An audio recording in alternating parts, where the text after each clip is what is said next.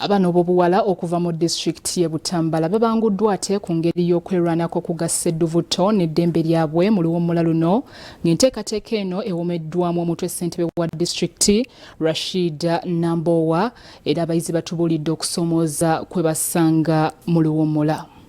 Oluvannyuma lw'ebikolwa eby'okabasanya omwana omuwala okulinnya enkandaggo mu disitulikiti y'e Butambala, Rashida Nambowa ssentebe wa disitulikiti eno akulembeddemu bakulembeze banne ne basinkana abaana ab'obuwala abali mu luwummula abawerako okubabangula ku ddembe lyabwe n'engeri ey'okwekuumamu. Ng'ennaku zino twakizuula nti abaana bangi bayonoonekedde mu byalo eyo nga tebalina abafaako, n'olwekyo tusalawo okubayita bajje tubabuulirire, twogereko nabo, tubakubirize, tubabuulire n'obuzibu bwe bwolekedde senga beetaba mu bikolwa ebikyamu ng'emyaka gyabwe teginnatuuka. Nambowa asinzidde wano n'agugumbula poliisi mu Butambala olw'okwesuulirayo ogwannagamba ng'eddembe ly'abaana lityoboolwa. Ate tebakoze buvunaanyizibwa bwabwe bateekwa kukola. Njagala okulabula poliisi ey'e Butambala ekuhala obuvunaanyizibwa bw'okuba nti omwana ne bw'aba aleese ensonga oba omuzadde nga yakabasanya mwana muwala oba mukyala, tugitwale nga nsonga nkulu, tuleme giragajjaliramu nabbitwala nti balabika balimba evidence okugijjayo naddala ng'omuntu akwatiddwa kiba kizibu. Abaana ab'obuwala baweereddwa obukodyo obw'enjawulo obunaabawonya agasajja gassa edduvuto.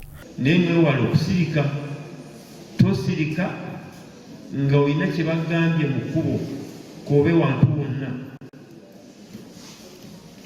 Muwulira abato muwulira, nyongera kubasaba ekisooka oba oyagala okuba omwana omulungi mu nsi muno beera n'empisa.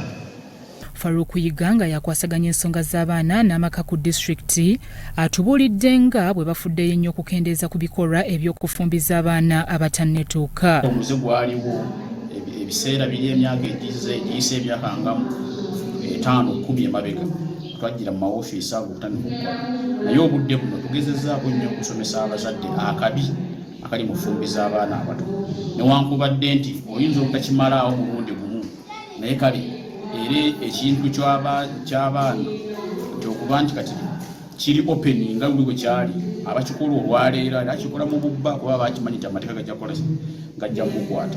Babayizi ab'enjawulo batulombojjedde obuzibu bwe bayitamu.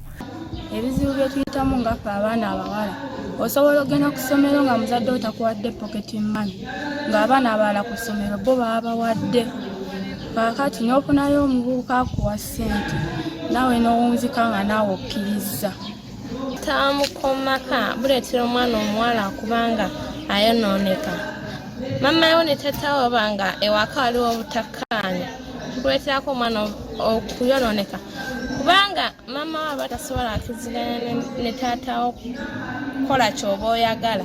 Abazadde be tusobodde okuwayamuko nabo basonze awava obuzibu. Bw'omwagala mu mutima omwana tasobola gaana kula.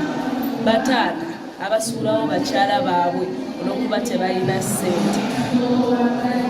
Taata omuntu okubeera taata tekitegeeza nti ssente.